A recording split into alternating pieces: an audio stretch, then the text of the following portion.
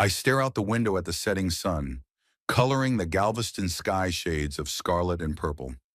Sunsets have always been special here in the suburbs, the sprawling oaks framing the horizon like a picture frame. I used to love sitting on the veranda of my house with Elizabeth, sipping lemonade and watching the day slip away from the horizon.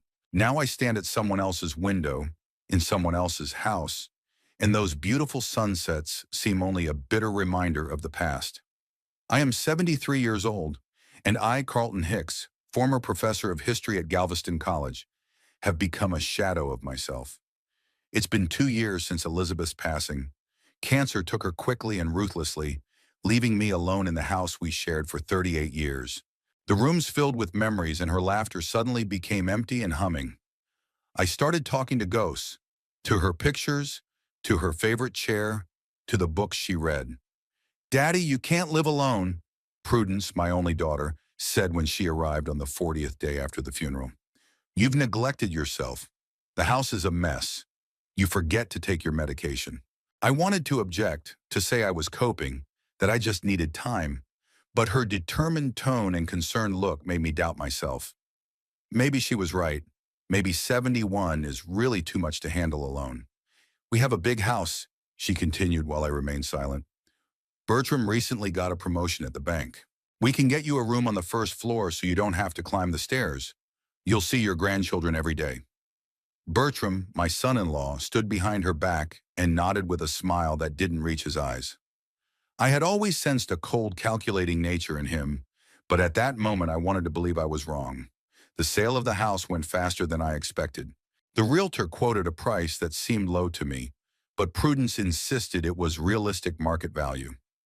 The money went into an account I had access to, but Prudence suggested that she help me with the finances, so I wouldn't worry. I realize now that this was the first step to losing my independence. The move was painful. Every book, every picture, every item had a story connected to Elizabeth. I wanted to keep everything, but the big truck took most of our life away to the thrift store or the dump. "Dad, there's just no room in our house for all this stuff," Prudence would say, throwing out boxes of letters Elizabeth and I wrote to each other when I was at conferences. My room in Prudence and Bertram's house turned out to be a converted study, small, with a window overlooking the neighbor's garage. It fit only a bed, a small dresser, and a chair. The books I had managed to save were in boxes in the garage because they collect dust and Hamish is allergic. Hamish is my grandson, an 8-year-old boy with a quiet voice and an inquisitive mind. His sister, Aurora, 3 years younger, is a perky girl with curly hair that reminds me of a young Elizabeth. For the first few weeks, I tried to be helpful and inconspicuous. I made breakfast when everyone was still asleep, cleared the table after dinner, tried not to occupy the bathroom during the morning rush hours. The children seemed glad to have me around, and especially Hamish, who could listen to my stories of ancient civilizations and great battles for hours. "Grandpa, tell me more about Alexander the Great," he asked, climbing into my lap. I would start the story, but often we were interrupted by Prudence's sharp voice. "Hamish, it's time for you to do your homework. Daddy, don't distract the child with your stories." Stories. That's what my lectures that once filled the classrooms of students have become. I taught history for 40 years, wrote 3 books, participated in archaeological expeditions, and now I was telling tales. Gradually, my list of duties grew. First, it was to pick up the kids from school, because Bertram has an important meeting. Then it was to make dinner, because Prudence was working late. Then laundry, mow the lawn, wash the car. "Daddy, you have to do something," Prudence said with a hint of irritation. "You said yourself you didn't want to feel useless." I did say that, but I didn't mean turning into a housekeeper. I tried to talk to Bertram once when he came home from work. He was a manager at one of Galveston's largest banks, always in a perfectly ironed shirt and with neatly combed reddish hair, in which early gray was already peeking through. "Bertram, I've been thinking about resuming teaching," I said as he sank tiredly into his leather chair in the living room. "Maybe a few hours a week at the community college." He looked at me with ill-concealed surprise. "Carlton, you're 73. Who's going to take you?" He took a sip of the whiskey I'd poured for him. "Besides, who's going to pick up the kids from school? You know how busy Prudence is at her real estate agency. Maybe they could ride the school bus like the other kids?" And spend an extra hour on the road? He wrinkled his nose. No, that's inefficient. Look, Carlton, we took you into our family, put a roof over your head. Isn't it only fair that you help us in return? I wanted to say that I'd given all my savings from the sale of Prudence's house, that I hadn't asked to live with them, that I'd earned the right to my own life. But instead I remained silent, nodded, and retired to my room, feeling infinitely old and infinitely alone. It became especially hard when I realized that I had become invisible in my daughter's house. When guests came over, they would introduce me with a curt, "And this is my father," and immediately turn the conversation to another topic. At family dinners, my opinion was not asked. My stories were interrupted. I stopped being Carlton Hicks, the history professor, and became just Prudence's dad, an old man who sometimes confused names and repeated the same stories. One evening, when the kids were already asleep and Bertram was working late, I heard Prudence talking on the phone to a friend. "No, we can't go on vacation," she said irritably. "We have Daddy on our hands now. You can't leave him alone, and a nursing home costs a fortune." A nursing home. Those words hit me like physical force. Is this really what's ahead of me? To be in the arms of my daughter until she finds a way to get rid of me? That night I couldn't sleep for a long time. Outside the window the rain rumbled, pounding on the roof and windowsill, just as it had once done in Elizabeth's and my house. I thought about her, about what she would say if she saw me now. Elizabeth had always been a strong woman, with a sharp mind and a sense of self-worth. She would never let anyone, not even our daughter, treat her like a burden. "I made a mistake, Liz," I whispered into the darkness. "I shouldn't have sold our house. I shouldn't have let them take our lives." I woke up in the morning with a sore back, an old injury from when I'd been a young man digging in Greece, and the damp weather was making itself felt. But despite the pain, I got up at 6 in the morning, as usual, to make breakfast for everyone. Prudence came down to the kitchen as I was setting the table. She was dressed in a business suit. She had an important meeting with clients today. "Daddy," she said, pouring herself a cup of coffee, "Bertram and I have decided that next month we're going to give him a birthday party. There will be many guests, colleagues from the bank, partners. We'll need your help with the arrangements." I nodded, stirring oatmeal for Hamish and Aurora, who were due to wake up soon. "Of course, Prudence. What can I do to help?" "Everything," she said. "Cleaning, cooking, serving. Bertram wants everything to be perfect." I nodded again, feeling the weight building inside me. Not even a "please, Daddy," or a "we'd appreciate it." Just an order, as if I wasn't a father, but a hired hand. When Prudence left, I sat down at the table and looked at my hands. The hands that had once held ancient artifacts, written books, caressed Elizabeth's hair.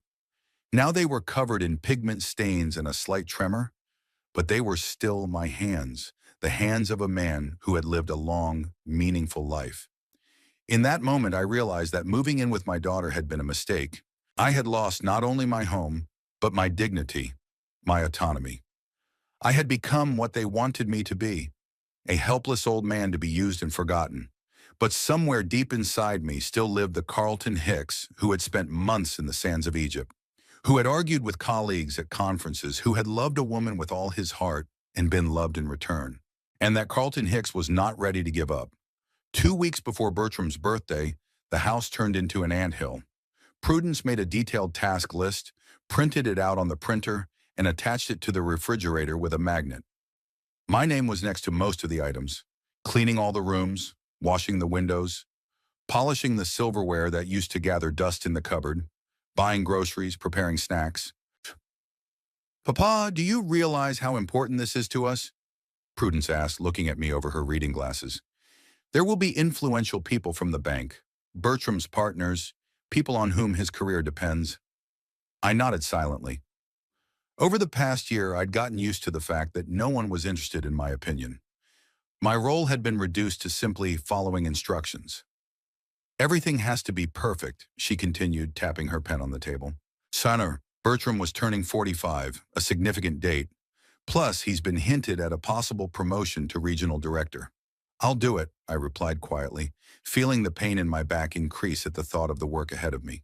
Prudence nodded, as if she expected no other answer, and returned to her clipboard, where she was compiling the guest list. The next morning I started on the living room. I wiped every surface, dusted the corners, polished the woodwork. The movements were difficult. The arthritis in my fingers made every action a challenge. But I didn't complain. Over the past few months, I'd learned to hide the pain so I wouldn't hear Prudence say, "Dad, you're being overdramatic. At your age, everyone hurts." By mid-afternoon, I was done with the living room and dining room and moved on to the kitchen. This was Elizabeth's favorite space. She loved to cook, experimenting with recipes from different countries. When we traveled, she always visited the local markets, talking to the vendors, asking out cooking secrets. Now this kitchen was sterile and practical. No unnecessary condiments or tools. Prudence preferred to order food or heat up convenience foods. When the kids came home from school, they found me on my knees cleaning out the space under the sink. "Grandpa, why are you doing the cleaning?" Aurora asked, tilting her head. "Can't Mom hire a cleaning lady?" "She can," I answered, struggling to get up and feeling my knees crunch. "But I don't mind helping. It's for your dad." "But you're hurting," Hamish said, looking at me with his serious eyes. "Kids always notice more than adults realize." "A little," I admitted, patting him on the head. "But you know what? I'm going to sleep like a baby after this cleanup." Hamish smiled uncertainly, but there was doubt in his eyes. In the evening, when I finished with the kitchen and started making a grocery list, Bertram returned. He entered the house with the look of a man carrying the weight of the world's problems on his shoulders. His expensive suit was impeccable, but his face looked tense. "Good evening, Bertram," I said, not looking up from the list. He nodded, more to the space than to me, and headed for the bar in the corner of the living room. He poured himself a whiskey, took a sip, and then spoke. "Carlton, Prudence tells me you're working on my birthday party." "Yes," I confirmed. "I finished the living room and kitchen today. Tomorrow I'll do the dining room and the terrace." Bertram nodded, as if inspecting the work of a subordinate. "Good. This is an important event. The chairman of the board of our bank is coming. Some big clients." He spoke as if he were explaining to a child why it was wrong to make noise during an important adult conversation. Condescending, with a touch of impatience. "I understand," I replied. Prudence explained. "Good." He took another sip. "And Carlton, try to be, inconspicuous this evening." Inconspicuous.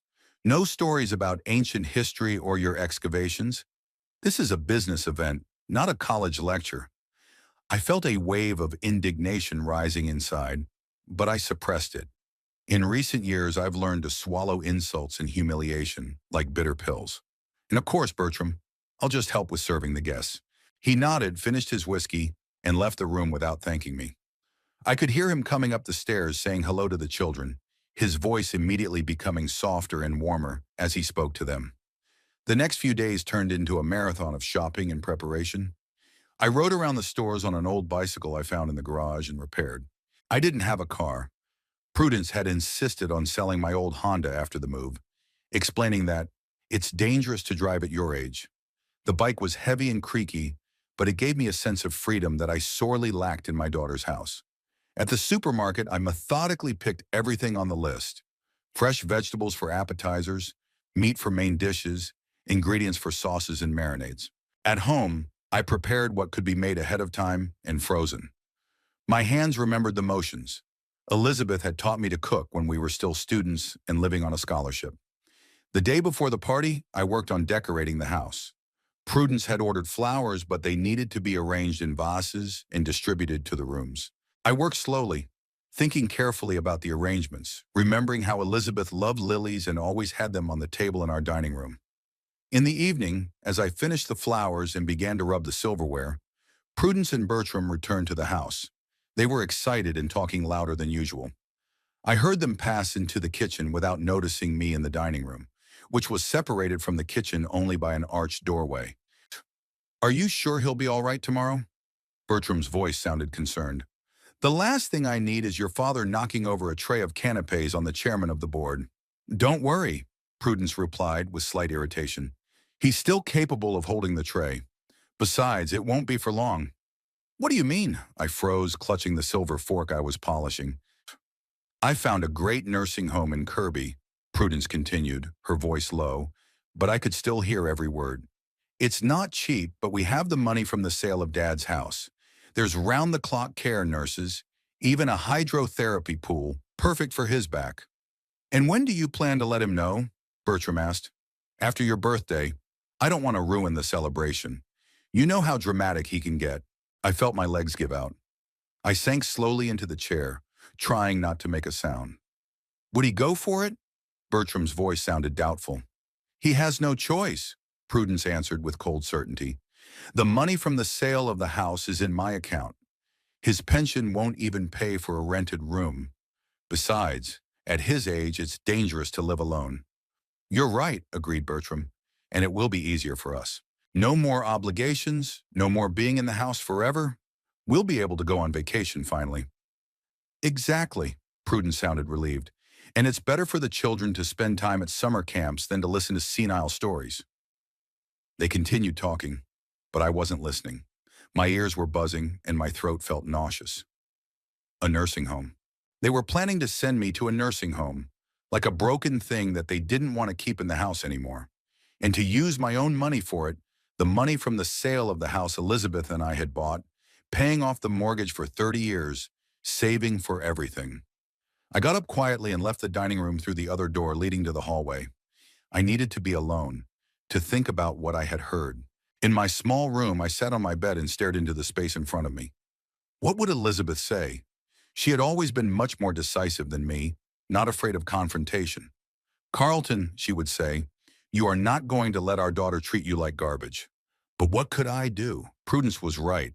My pension wouldn't be enough to live on my own, especially with housing prices in Galveston. And the money from the sale of the house was indeed in her account. I signed the papers myself, trusting my daughter. There was a quiet knock on the door. I flinched and tried to put a calm expression on my face. Come in. The door opened and Hamish's head appeared in the doorway. Grandpa, may I come in? Of course, my boy. He slipped into the room and sat down beside me on the bed. What are you reading? He asked, pointing to a book lying on the bedside table. It's Mark Twain, The Adventures of Huckleberry Finn. I'm rereading it. Your grandmother loved that book. Hamish nodded thoughtfully. Grandpa, are you sad? The question caught me off guard. I looked into his serious eyes and realized I couldn't lie. A little, I admitted. Sometimes I miss my grandmother a lot, and my old house. You don't like living with us? He sounded disappointed. No, not at all. I hurried to reassure him. I'm very happy to see you and Aurora every day. It's just, when you get old, it's sometimes hard to adjust to a new place. Hamish nodded with the look of a man who understands a lot more than one would expect at his age. Mom says you'll be leaving soon, he said quietly.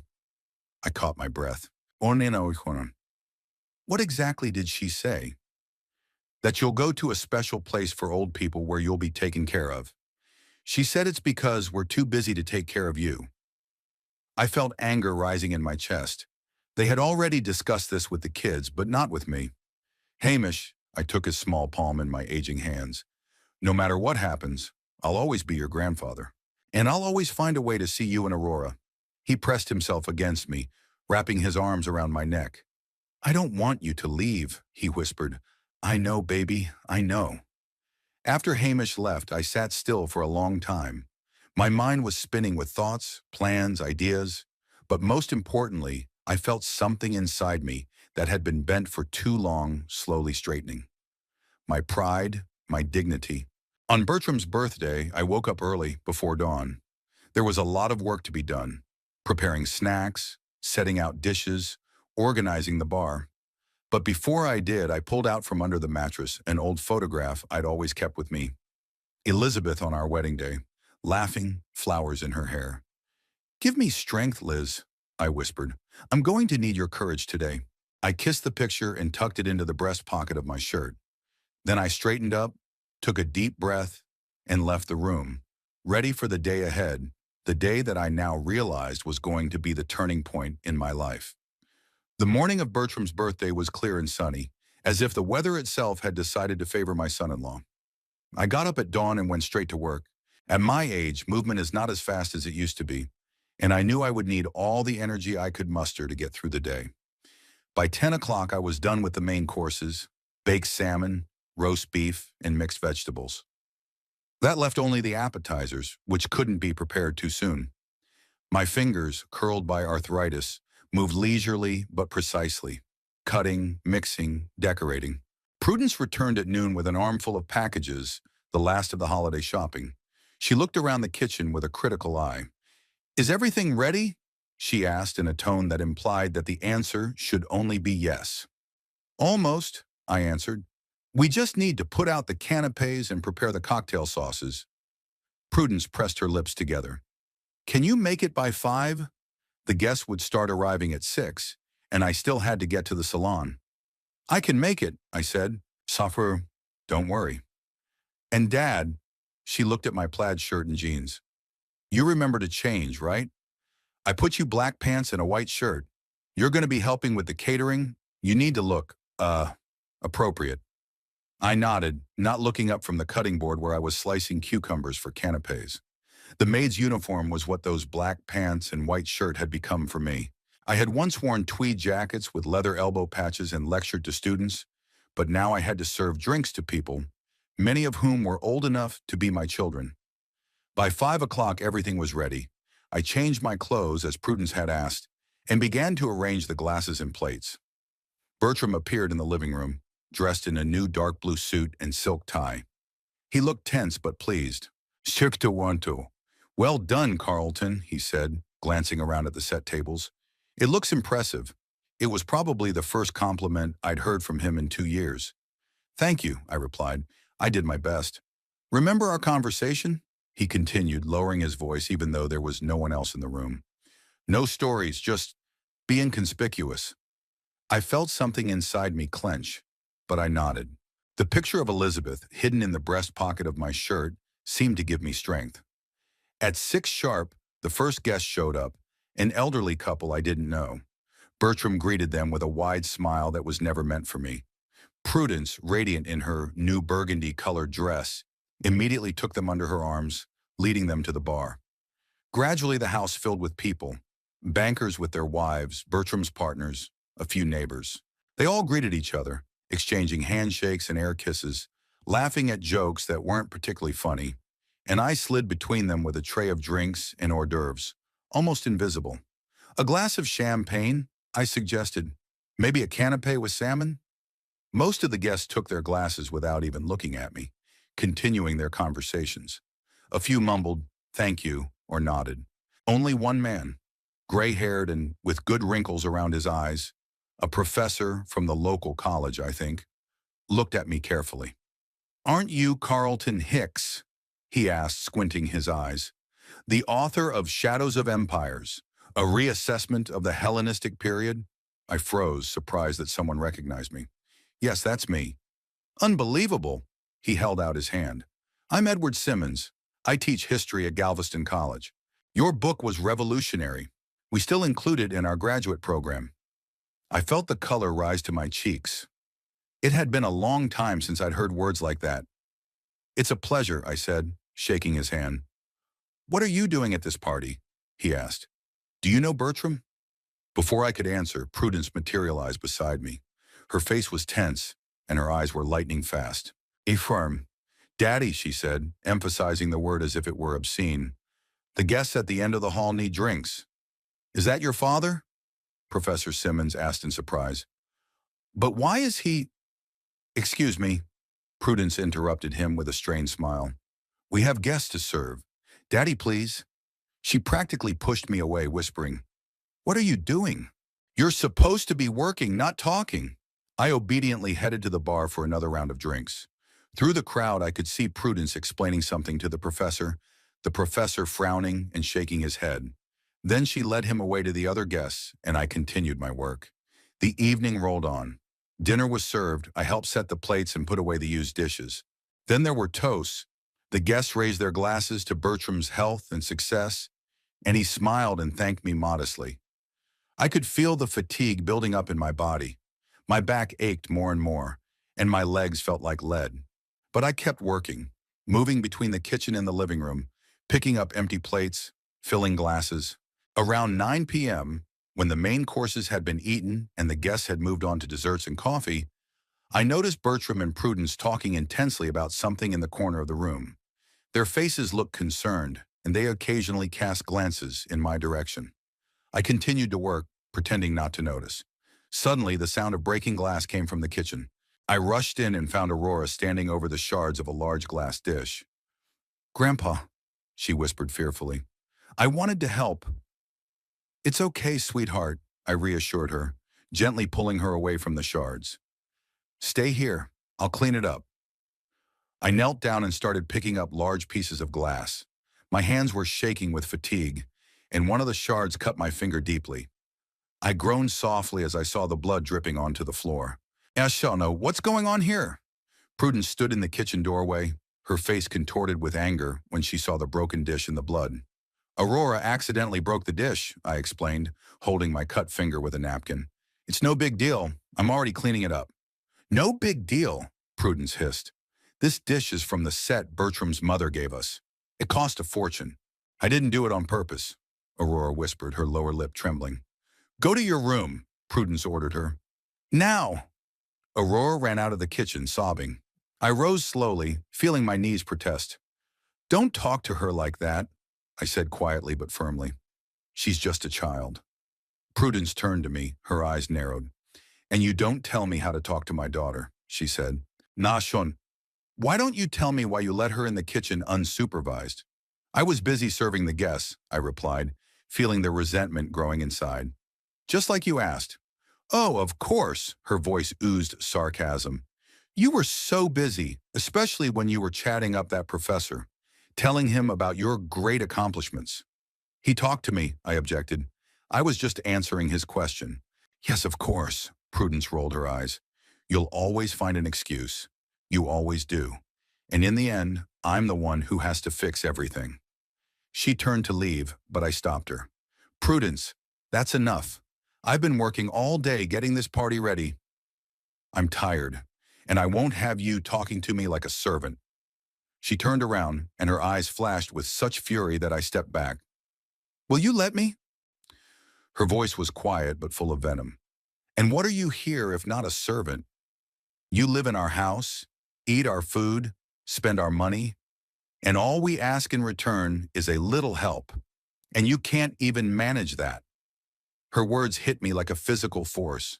I stared at her in silence, not recognizing this woman as my daughter, the girl Elizabeth and I had raised with love and care. "Prudence, what's going on?" Bertram entered the kitchen, his face a look of concern. "Aurora broke your mother's dish," Prudence replied, "and Papa, instead of looking after her, was chatting with the guests." "I see," Bertram looked at me with undisguised disappointment. "Carlton, we had a deal." "What was our agreement, Bertram?" I interrupted, feeling the years of humiliation and resentment building up.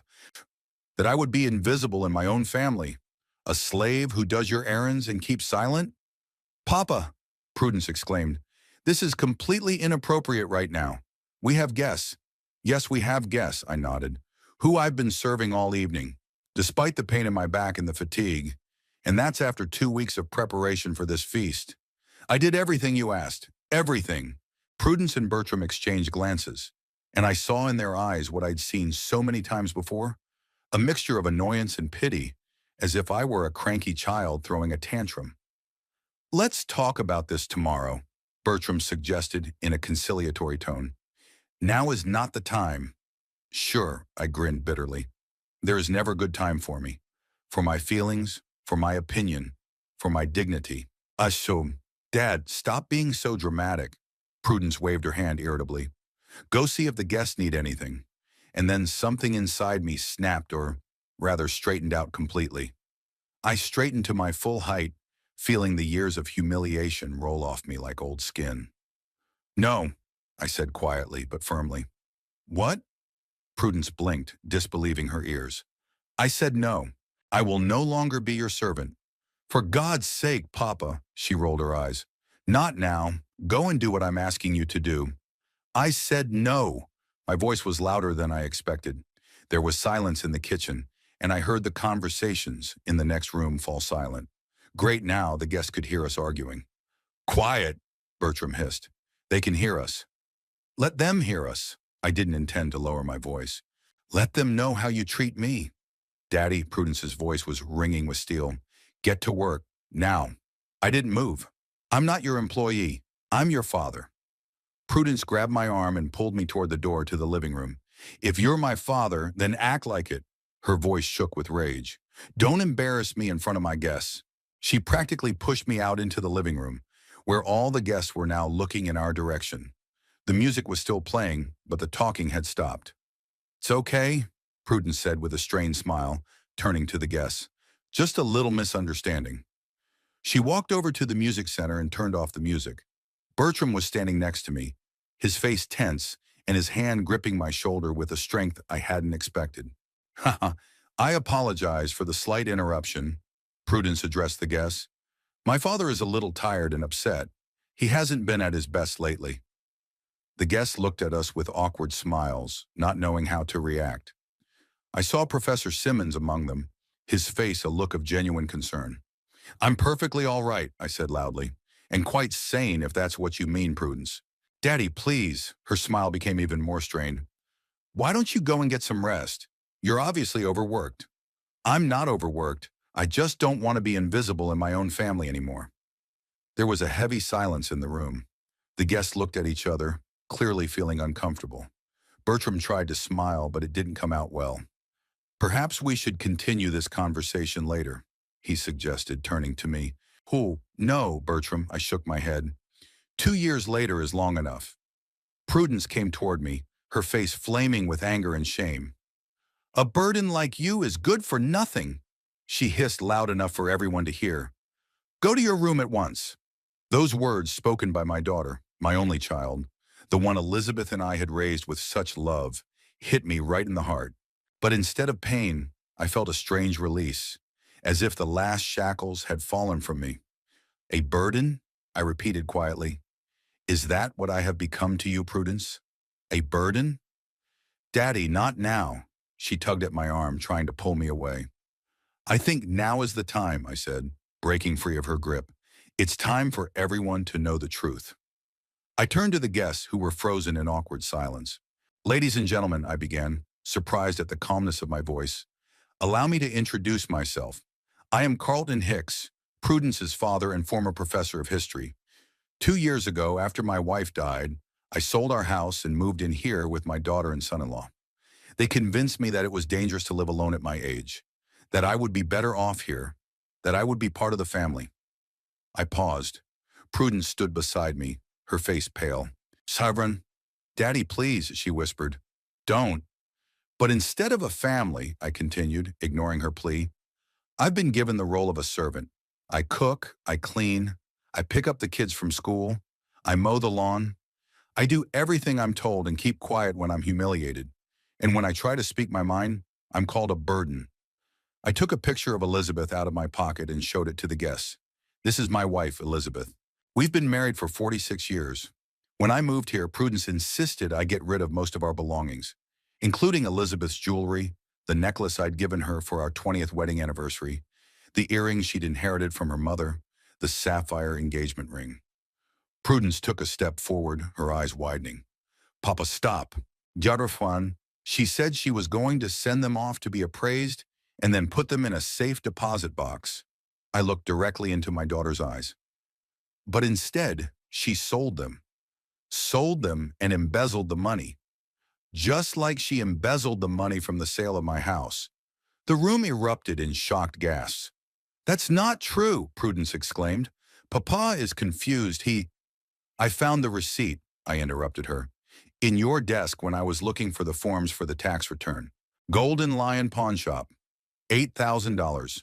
For jewelry that was worth 10 times that. Bertram stepped forward, his face contorted. Carlton, don't you understand? Oh, I understand perfectly well, Bertram. I looked him straight in the eye. I realize that you and Prudence were planning to send me to a nursing home after this holiday. I heard you two talking yesterday, and you were going to pay for it with the money from the sale of my house. My house that I've been paying off for 30 years. The guests began to look around and whisper. Prudence looked like she'd been hit. Daddy, you don't understand, her voice shook. We wanted what was best for you. In a nursing home, you would have been taken care of by professionals. Don't lie, I shook my head. You wanted to get rid of a burden, a man who's keeping you from living the life you want to live. From a father who isn't good enough for your ambitions. I turned to the guests. For 2 years I endured humiliation. 2 years I let them treat me like furniture. But today is the end. I will no longer be anyone's burden, and I will no longer let anyone else decide my life for me. There was dead silence in the room. No one knew what to say or do. Bertram stood with a look of shock on his face, and Prudence looked as if she might faint at any moment. Suddenly, from somewhere in the crowd of guests came Professor Simmons. He came up to me and put his hand on my shoulder. "Professor Hicks," he said quietly, "if you need a place to stay, my house is open to you." I felt tears come to my eyes, but I held them back. "Thank you, Edward," I said. "I appreciate it." "So, no one's going anywhere," Prudence exclaimed, her voice breaking. "Daddy, you can't just leave. This is your home." "No, Prudence," I shook my head. "It's not my home. It was never my home, as it turns out. And I'm leaving." There was a dead silence in the living room after I said that. The guests froze like statues, with glasses in their hands and expressions of shock frozen on their faces. I saw some of them exchanging glances, silently asking each other the same question. What are we going to do now? The first to come to her senses was the bank chairman's wife, a tall woman with perfectly styled silver hair. "I think we should go," she said, turning to her husband and setting the unfinished glass on the nearest table. "Bertram, Prudence, thank you for the evening." Her voice was emphatically neutral, but her eyes showed judgment. Bertram jerked as if from a blow and tried to save the situation. "Margaret, Richard, please don't go. It's just a misunderstanding. My father-in-law is not quite well, and—" "There's nothing wrong with me," I interrupted him firmly. "My only ailment is 2 years of humiliation." Prudence, pale as a sheet, grabbed my arm and tried to pull me aside. "Daddy, you're ruining everything," she hissed. "Do you realize what you're doing?" I broke free of her grip. "I know exactly what I'm doing. I'm restoring my dignity." One by one, the guests began to bow out. Awkward smiles, crumpled wishes, hasty handshakes. The party turned into a stampede. Bertram darted from one guest to another, trying to hold them back, but to no avail. His face grew redder and his movements more and more abrupt. I stood back, watching this outcome with a strange calmness. There was no gloating or satisfaction inside me, just fatigue and a strange, almost physical sense of release, as if I had dropped a heavy knapsack after a long journey. Edward Simmons came up to me as the last of the guests were heading for the exit. "Nah, Carlton," he said quietly. "My offer stands. If you need a place to stay, at least for a while." I looked into his eyes and saw genuine concern in them. Not the pity I hated so much, but simple human concern. "Thank you, Edward. Yeah, I need to pack." He nodded understandingly. "I live across the street, third house on the left. Brown with white shutters. Come when you're ready." "Anytime." I nodded gratefully, and he shook my hand, firmly, like an equal.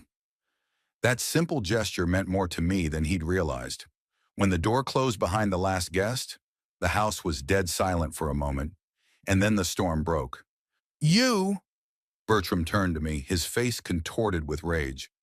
"Do you realize what you've just done? You destroyed everything." Prudence picked up on it, her voice breaking into a shriek. "Richard Caldwell was going to offer Bertram the position of regional director. That's not going to happen now." I looked at them, my daughter and son-in-law, red with anger, their faces contorted, and felt nothing but fatigue and old lingering pain. "I'm sorry," I said, and it was true. I was sorry not for the ruined holiday or Bertram's career prospects, but for what my daughter had become, for what I had failed to prevent. "Are you sorry?" Prudence let out a short, wicked laugh.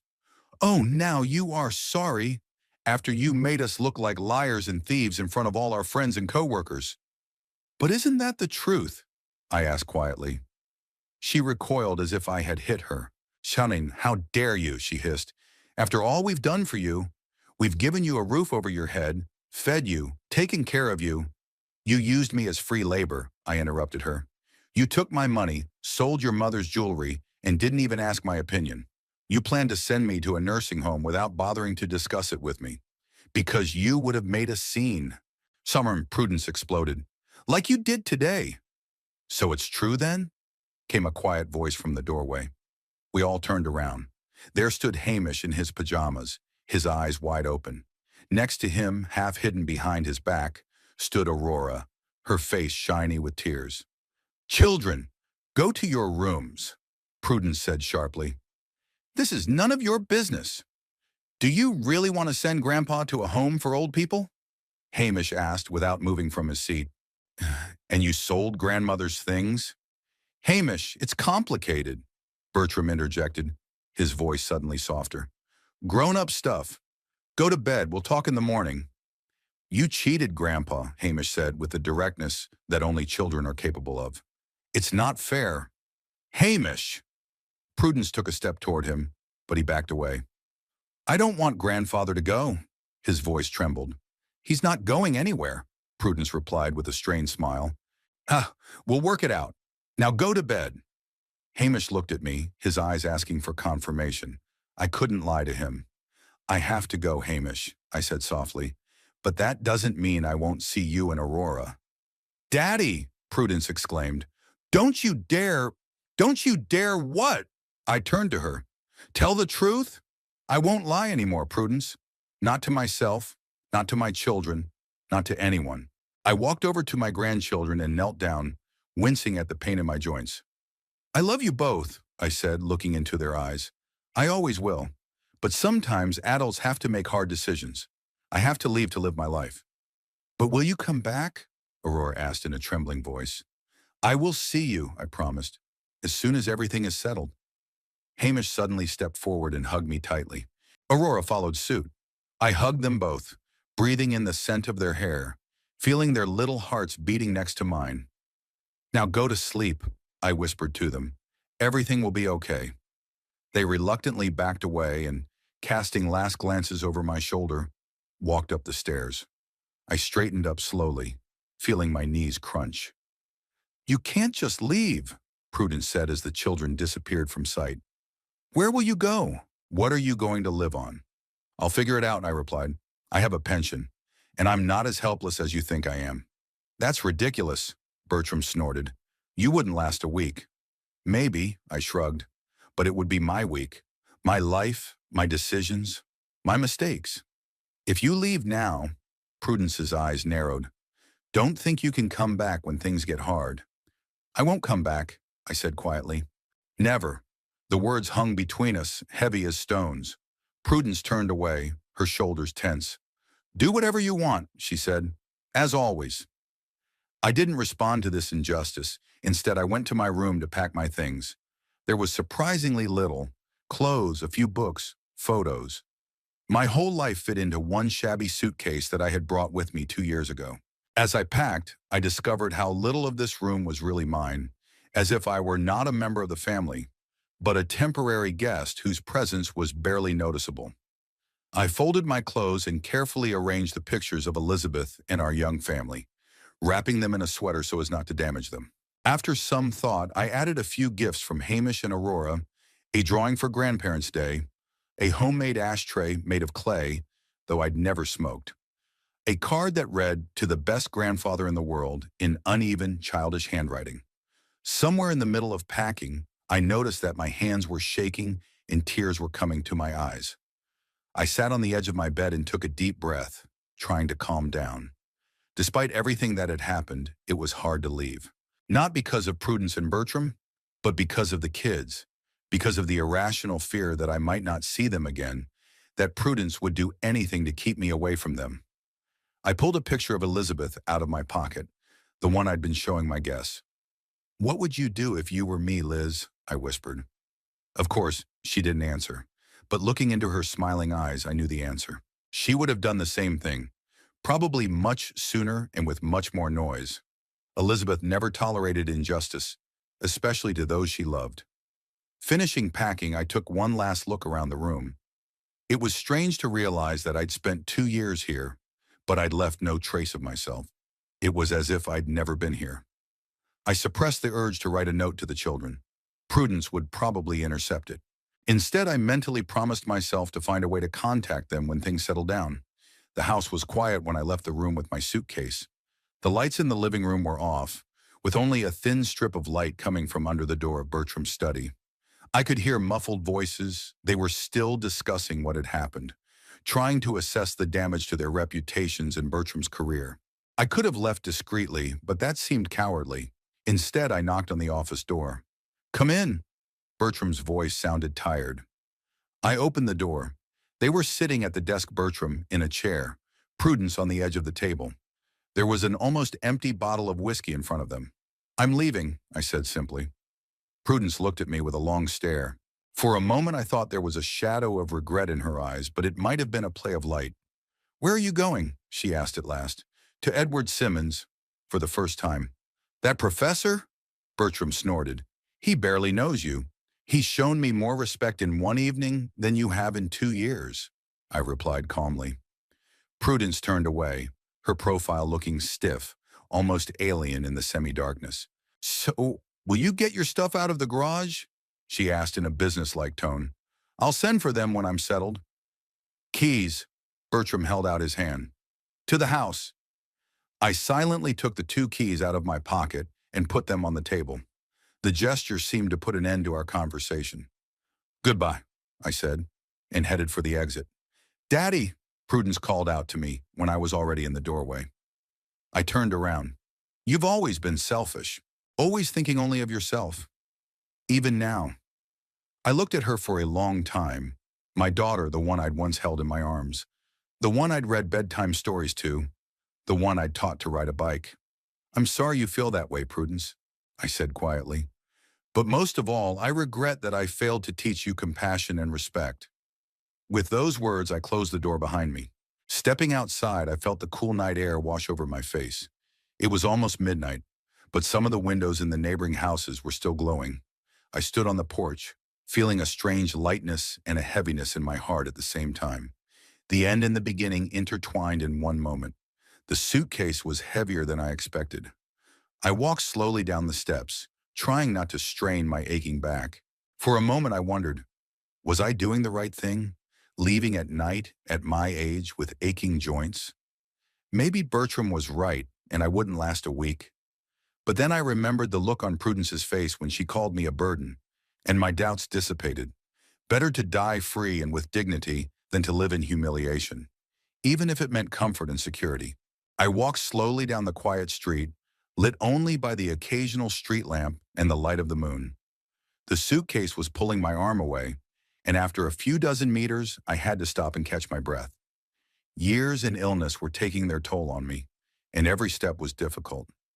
Edward's house was exactly as he described, brown with white shutters. The yard was lined with well-tended rose bushes, and a welcoming porch light burned on the porch, as if waiting for me. I made it the last few meters and, gathering my strength, walked up to the porch. Before I could knock, the door opened. Edward was standing on the doorstep in a homemade sweater, his gray hair slightly disheveled, as if he'd dozed off in the chair waiting for me. "Carlton," he said with a warm smile, "I've been expecting you." I wanted to answer, but suddenly found myself unable to utter a word. The lump in my throat and the fatigue that had built up over the years had finally taken over. I just stood there with my suitcase in my hand, unable to move or speak. Edward seemed to understand without words. He simply took my suitcase and gestured for me to come in. "Welcome, my friend," he said quietly. "You're safe." I stepped over the threshold and the door closed behind me. For the first time in a long time, I felt accepted for who I was, not as a burden, not as a servant, not as a dilapidated relic of the past, but as a human being, just a man. The first few days at Edward's house were a blur. I slept in the small but cozy guest room, ate the food he offered, and mostly stayed silent, digesting what had happened. Edward didn't rush me with conversations or plans, giving me space to recover. He'd lived alone since his wife's death 5 years ago, and he seemed to appreciate the company. "I don't have children," he once said over morning coffee, "so the house is too big for one person. Your presence is a gift to me." I smiled gratefully, but worry gnawed at me inside.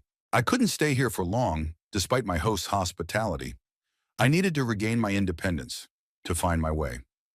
On the third day, I decided to take the unpleasant but necessary step of calling the bank to find out what was left of my savings. A conversation with the manager brought unexpected news.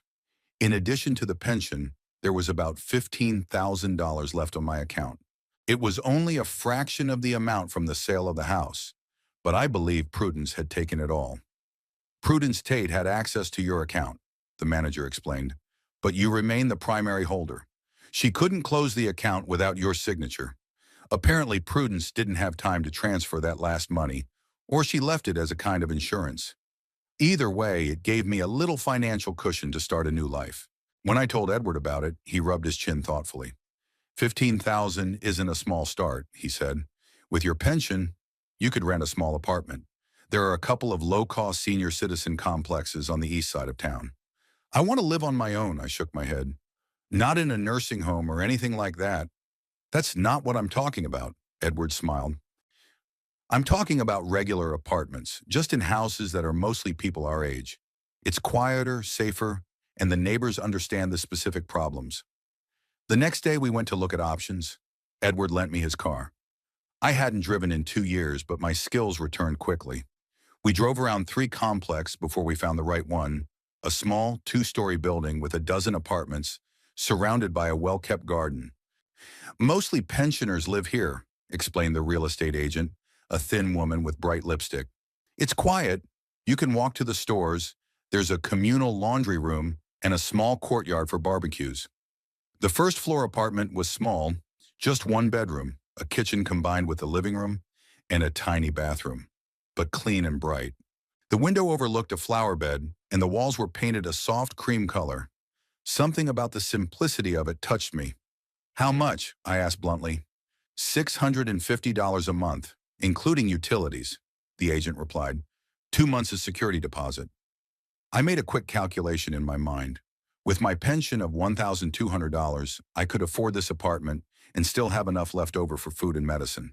Not luxury, but enough for a modest, decent life. I'll take it, I said, feeling my heart start to beat faster with the decision I had made.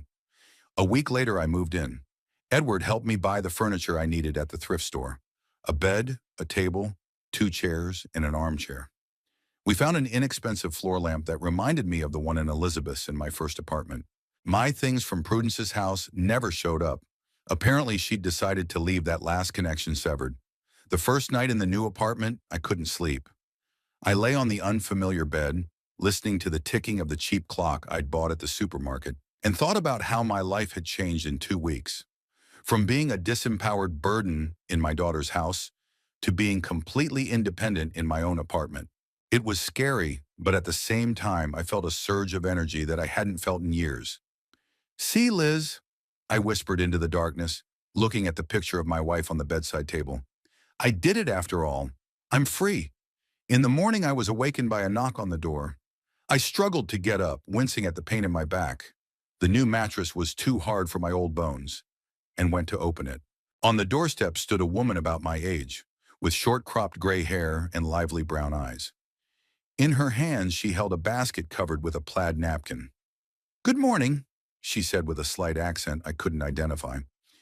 "I'm Corin Holder, your neighbor on the right. I thought I'd welcome a new tenant. These are blueberry muffins I made this morning." She handed me the basket, and the aroma of freshly baked goods filled the air. I felt my mouth fill with saliva. I hadn't eaten homemade muffins since Elizabeth was gone. "Carlton Hicks," I introduced myself, accepting the gift. "It's a pleasure to meet you. And thank you for the cupcakes. That's very nice of you." "It's nothing," she said. "I always bake too many.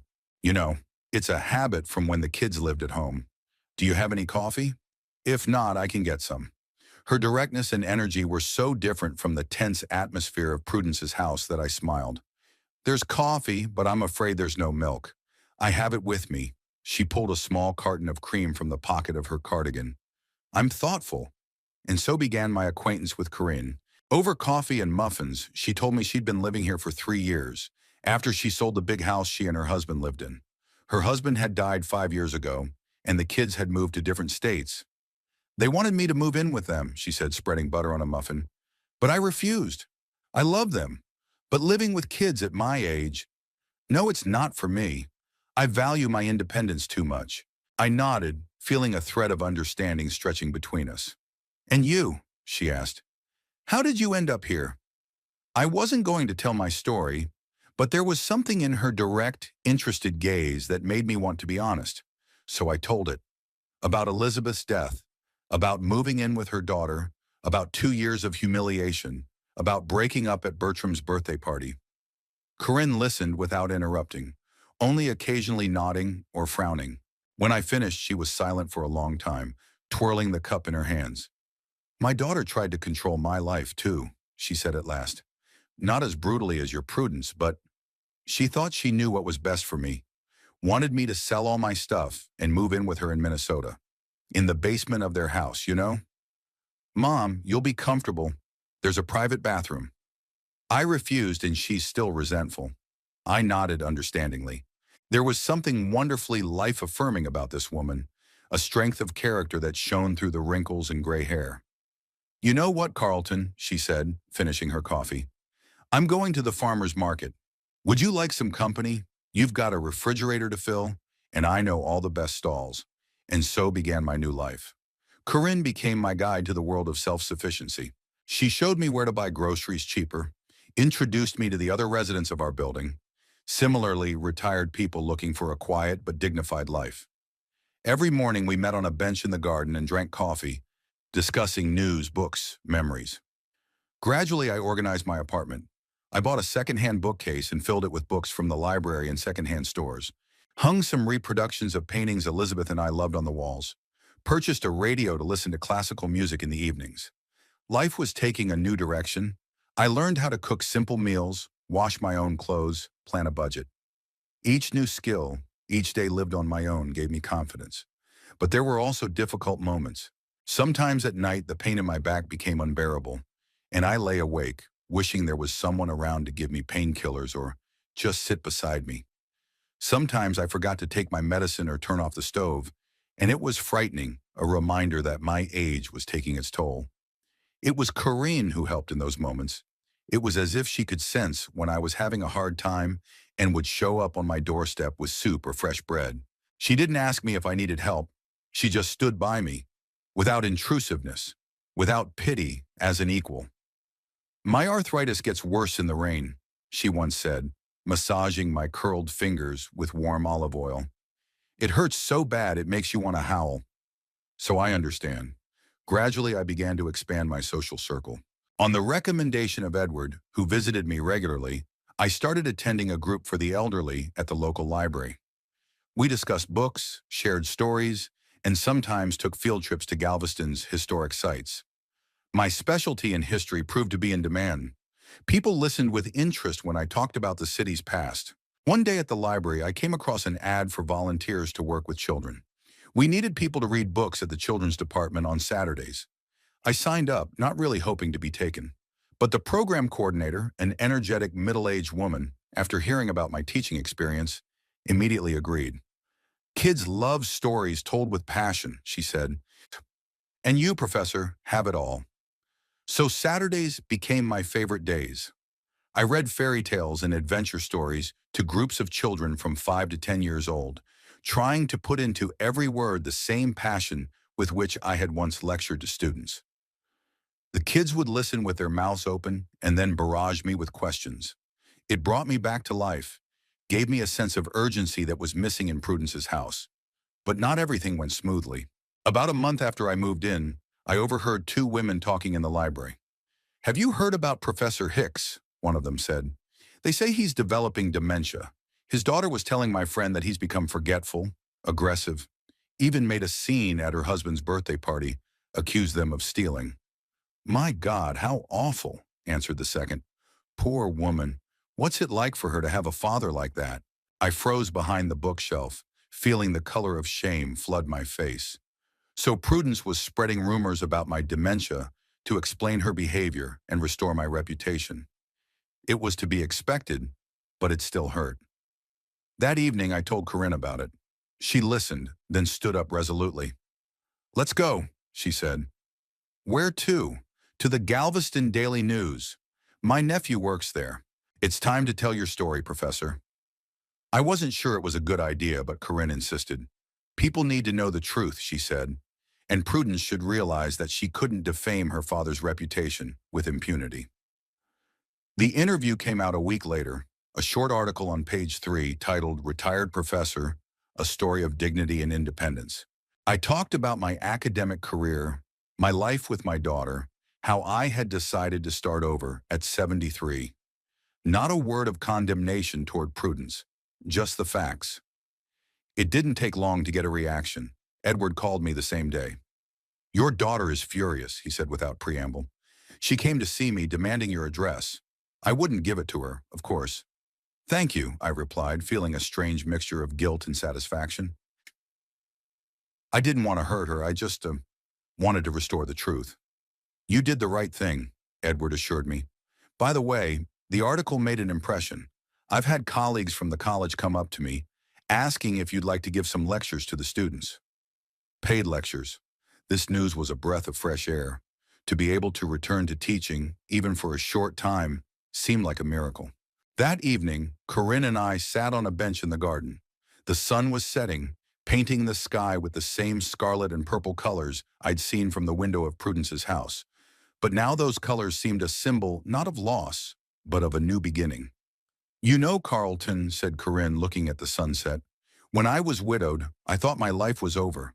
That at 70 it was too late to change, too late to start over. But I was wrong. It's not too late, it's just a different phase. And it could be just as interesting as the previous ones." I nodded, feeling her words echo inside me with a deep understanding. "You would have liked Elizabeth," I said, looking at the fading sun. "She never gave up either." Corinne smiled and suddenly took my hand. Her palm was warm and dry, with bumps of arthritis so similar to my own. "So anyway, tell me about her," she asked, and I began to tell about the curly-haired girl I'd met in a lecture on ancient history, the woman who had supported me through all the ups and downs of our life together, the mother who had raised our daughter with a love and patience that I myself often lacked. Speaking of the past, I felt for the first time in a long time that I had a future. And that future, despite age and illness, could be filled with meaning, dignity, and perhaps even happiness. It had been 3 months since I had started my new life. Summer was slowly giving way to fall, and Galveston was enveloped in the mild warmth typical of September in Texas. My apartment was slowly taking on character. Everything was finding its place. Every corner was being filled with meaning. It wasn't just a collection of rooms, but a real home, my own little world. That morning I woke up earlier than usual. The arthritis in my knees reminded me of the nagging pain that often occurred when the weather changed. I slowly got out of bed, did some stretches taught to me by Corinne, a former yoga teacher, and put the kettle on. My morning ritual was simple: tea and toast by the window, browsing the newspaper, then a walk to the nearest park if my knees allowed. After 2 years of submitting to other people's schedules, I relished the opportunity to manage my own time. No one told me when to get up, what to eat, what to do. There was a knock on the door as I was making tea. Corinne usually came in later, around 9, so I curiously went to open it. On the doorstep stood the letter carrier, a young man with a freckled face and a friendly smile. "Mr. Hicks?" he asked, checking the envelope in his hand. "A registered letter. I need your signature." I signed the form and took the envelope. There was no sender, only my name and address, written in childish handwriting with excessive care. Closing the door, I sat down at the table and carefully opened the envelope. Inside was a quadruple folded piece of ruled paper torn from a school notebook and a small photograph. The picture was of me with Hamish and Aurora, a snapshot from last year's Christmas, when we'd all decorated the tree together. I remembered that day one of the few times at Prudence's house when I felt truly part of the family. Unfolding the sheet, I began to read, "Dear Grandpa, I hope you are doing well. Mom forbade us to communicate with you, but I decided to write anyway. My friend Lucas promised to send a letter. His mom works at the post office. Aurora and I miss you and your stories very much. Dad and Mom have been fighting all the time since you left. Mom says you're a bad person, but I know that's not true. I heard her yelling at Daddy about the money you and Grandma were saving. Daddy said it wasn't fair. The school bus takes us to school now. Mom says they don't have time to pick us up. She also hired a new housekeeper because she doesn't have time to clean. She's mean and won't let us eat cookies before dinner like you did. I found your address on an envelope in Dad's office. There were a lot of letters from the bank, and Daddy looked very upset when he read them. Grandpa, can I come and visit you? I can take the bus myself. I'm big now. Aurora wants to come too, but she's still little, and I'm afraid she'll blab to Mommy. Please write where you live now and if I can come. Love you, your grandson Hamish. I reread the letter several times, feeling tears come to my eyes. The thought of my children remembering and missing me warmed my heart. But the realization that Prudence had forbidden them to speak to me was painful. Was her anger and resentment so strong that she was willing to deprive her own children of their grandfather's company? The question of whether to allow Hamish to come was a difficult one. On the one hand, I wanted madly to see my grandson. On the other hand, I realized that it might further strain my relationship with my daughter, and it might also cause problems for Hamish himself if Prudence found out. I put the letter on the table and went to the window. The day promised to be sunny, and Mrs. Patterson, the elderly neighbor downstairs, was hanging laundry in the yard. An ordinary, peaceful picture, and there was something comforting in its simplicity. What would Elizabeth do? Was a question I'd asked myself often in recent months, and I almost always knew the answer. She would do the right thing, even if it was hard. She never hid from problems or let fear determine her decisions. I picked up a piece of paper and a pen. Dear Hamish, I wrote, I was very happy to receive your letter, and stopped. How to explain to an 8-year-old boy the complexity of the situation? How do I tell him that although I want to see him more than anything else in the world, I can't encourage him to cheat on his mother? There was another knock at the door. This time it was Corinne, with a basket of fresh scones and 2 glasses of coffee from the cafe on the corner. Good morning, Professor, she said, entering uninvited, as she had done so often lately. I thought it was a day for spiced coffee and... She stopped talking, noticing the look on my face. What's wrong? I silently held out Hamish's letter to her. She read it, put it on the table, and looked at me thoughtfully. What are you going to do? I don't know, I admitted. The boy wants to see me and I want to see him too. But Prudence. To hell with Prudence, Corinne said abruptly. I'm sorry, but your daughter has no right to cut the children off from their grandfather.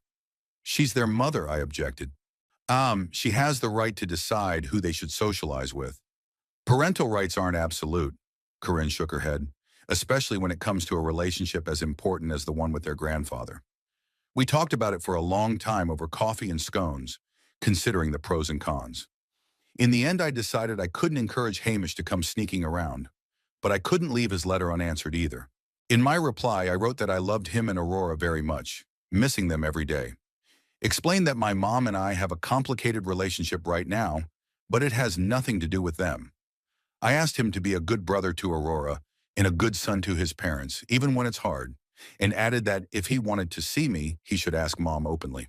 Sometimes adults make mistakes, I wrote, but deception rarely makes a situation better. I sealed the letter, stuffed the envelope, and decided to take it to the post office this afternoon, but fate decreed otherwise. About noon, as I was returning from a short walk, I saw a familiar figure on a bench in front of the house. Hamish, with a backpack on his shoulders, was sitting with his legs dangling, clearly waiting for someone. My heart jumped when he spotted me and rushed toward me. "Grandpa!" he shouted, throwing himself into my arms. "I found you!" I hugged him, feeling my hands trembling with excitement. "Hamish, my boy, how did you get here?" "By bus," he said proudly. I took money from my piggy bank and went. It wasn't difficult. I had memorized the address from the letter. I was shocked by his determination and ingenuity, but also alarmed. "Does your mom know where you are?" He lowered his eyes. "No, she thinks I'm at Lucas's robotics class, but it doesn't end until 3, so we have time." I knew I should contact Prudence immediately, let her know I had her son. But the thought of losing those precious hours with my grandson was unbearable. "Let's go to the apartment," I said at last. "We need to talk." In my small living room, Hamish looked around with undisguised curiosity. "This doesn't look like our house," he said. "Yes, it's modest," I agreed. "But I like it," he said sincerely. "It's cozy, and it smells like books, like a library." I smiled, touched by his words, and offered tea and cookies that Corinne had baked. While Hamish gorged himself with appetite, I gently explained to him why I couldn't support his secret visits. "But it's not fair," he exclaimed when I told him I had to call Prudence. "She forbade us even to speak of you." Sometimes adults make mistakes. I repeated the words of my letter. But we can't fix their mistakes with our own. He pouted, but then he suddenly perked up. What if I told my mom that I decided to come to you? That you didn't invite me? Then she wouldn't be angry with you. There was childish logic in his words, but I shook my head. The truth is always better, Hamish. Besides, your mom must be really worried. She only worries about what people will say, he muttered with sudden insight. After the night you left, she's always talking about reputation. We talked for almost an hour. Hamish talked about school, about his new science teacher, about the robot he and Lucas were building for the science fair. He spoke quickly, as if he wanted to cram as much information as possible into our limited time together. I finally made up my mind and dialed Prudence's number. She answered after the third ring. Prudence, it's Dad, I said, trying to keep my voice calm. The silence on the other end of the line was so long that I thought she'd hung up. What do you need? She finally asked coldly. I have Hamish, I said bluntly. He'd come on his own. I didn't know he was planning this. What? Her voice went up an octave. How did he? He's supposed to be in class. Oh my God, I called the police. He's fine, I assured her. He just wanted to see me. Sure. I'll come get him right away, she cut me off. Give me the address. I dictated the address, and she hung up without even saying goodbye. Looking at Hamish, who was huddled on the couch, I realized we didn't have much time left together. Is Mom mad? He asked quietly. She was worried, I answered, trying to be honest but not scare him. She was on her way. He nodded, then suddenly jumped up and rushed to his backpack. I completely forgot. I brought you a present. He pulled out something wrapped in colored paper and handed it to me. It's from me and Aurora. We made it in labor class. I unwrapped the paper and found a wooden picture frame. It was neatly glued and painted in bright colors, and on the back were the names, From Hamish and Aurora, with love. It's for you to put a picture of Grandma on, Hamish explained. You always said she was beautiful. I couldn't hold back the tears. This simple gift, made with such love by children's hands, meant more to me than any expensive thing. Thank you, I whispered, hugging my grandson tightly. This is the best gift ever. We were sitting hugging when the doorbell rang. Prudence arrived sooner than I expected. When I opened the door, I saw her, pale, with circles under her eyes, with an expression that was a mixture of anger and fear on her face. But there was something else in her gaze that I couldn't quite pinpoint. Hamish, she exclaimed when she saw her son. Can you imagine how worried I was? He lowered his head guiltily. I'm sorry, Mom. I just wanted to see Grandpa. Prudence looked from him to me, as if she didn't know who to be angrier at. Shushanon, pack your things, she said finally, and we're going home. Hamish stood up slowly, walked over to his backpack, and began stuffing the textbooks he'd pulled out to show me his progress. Prudence and I stood in awkward silence. I could see her scrutinizing my apartment, noting the modest furnishings, the cleanliness, the books on the shelves. You've settled in well, she said at last, with a note of surprise in her voice. Yes, I replied simply. I like it here. Silence again. Hamish fiddled with his backpack longer than he should have, clearly delaying the moment of departure. Daddy, Prudence said suddenly, and it sounded strange, an address I hadn't heard since that fateful night. Yeah, Bertram had lost his job. It was so sudden that I didn't know what to say at once. I'm sorry, I said at last. After you left, after that night, many of his clients and partners turned their backs on him, she continued without looking me in the eye. The bank management expressed concern. First, he was transferred to a less prestigious position, and then... Anyway, he's looking for a job now. I nodded, not knowing what to say. Part of me felt pleased that Bertram had to face the consequences of his actions. But the other part, the part that would always be a father, sympathized with a daughter in a difficult position. We're in financial trouble, Prudence continued. We could lose the house if Bertram didn't get a job soon. I understood what she was getting at. I realized it, and I felt a wave of resentment rising inside me. Even now, after everything, she saw me as a source of money, as a solution to her problems. Sharm. I'm sorry, Prudence, I said, trying to keep my voice firm. But I can't help you. I barely have enough to live on myself. She lifted her head, a look of resentment in her eyes. I didn't ask for money. You didn't? I raised an eyebrow. She looked away. I just thought you should know. I know now, I nodded, and I repeat, I'm sorry. Hamish, finally finished with his backpack, came over to me. Can I still come to see you, Grandpa? He asked hopefully, looking at me and his mother. Prudence sighed. We'll talk about it at home, she said, but her voice was not as emphatic as before. I knelt down so I was level with my grandson.